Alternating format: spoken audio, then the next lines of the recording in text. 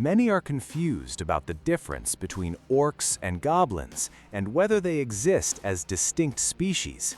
In the context of Tolkien's legendarium, yes, they are different names for the same species. The word goblin was more frequently used in The Hobbit, while orc was used in The Lord of the Rings.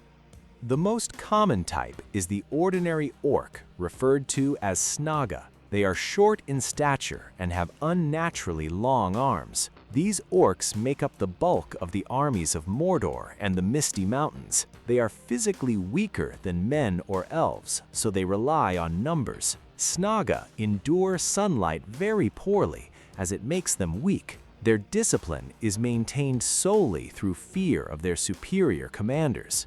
Now let's look into the mines of Moria, home to the smallest representatives of the species. Moria goblins have adapted to life in total darkness over centuries. They possess huge eyes that allow them to see in deep shafts. These creatures are capable of moving along walls and ceilings. In Peter Jackson's films, they are depicted as very fast and agile beings. Despite their small stature, they are deadly in their home tunnels. Moria goblins live in tribes and often fight among themselves for resources. Their weapons are often crafted from obsidian or crude iron mined in the Misty Mountains. They sometimes tame giant cave spiders to guard their borders. Unlike the disciplined legions of Mordor, these goblins fight more like an organized swarm. They are extremely sensitive to elven magic and the light of ancient artifacts. In the absence of a Dark Lord,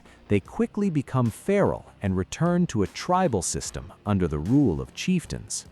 Let's move on to the most formidable achievement of Middle-earth's genetic engineering, the Uruk-hai. The name itself translates simply as orc folk, but they are far from simple. Saruman bred them in Isengard. Uruk-hai are much taller, stronger, and more resilient than their rank-and-file counterparts, but their main advantage is that they are absolutely unafraid of sunlight. This allows them to make rapid forced marches over vast distances. They use high-quality equipment, steel shields, straight swords, and heavy helmets. Uruk-hai despise ordinary orcs, considering them weaklings. The phrase, "We are the fighting Uruk-hai," became their legendary battle cry. Their gear includes heavy pikes and crossbows, specifically designed to counter the cavalry of Rohan. Unlike the Mordor orcs, the Isengard orcs adhere to strict military discipline and march in clear formation. Their loyalty to Saruman was bolstered by his magical voice and promises of a new world order. Sauron also had his own elite, known as the Black Uruks. They appeared in Mordor approximately 500 years before the events of the War of the Ring.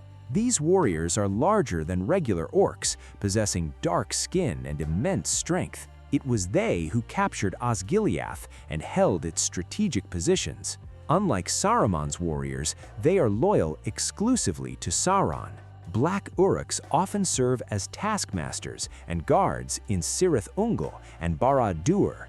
Their endurance allows them to fight for hours without feeling fatigue. At the Battle of the Pelennor Fields, it was they who stood until the very end, even when the tide of battle turned.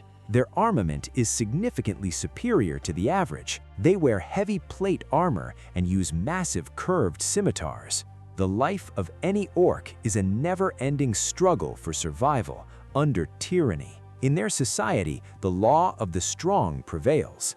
The largest becomes the leader. Orcs have their own medicine, quite crude but effective. They have their own languages, but they use Western to communicate between different tribes. Orcs are excellent smiths and engineers when it comes to destruction.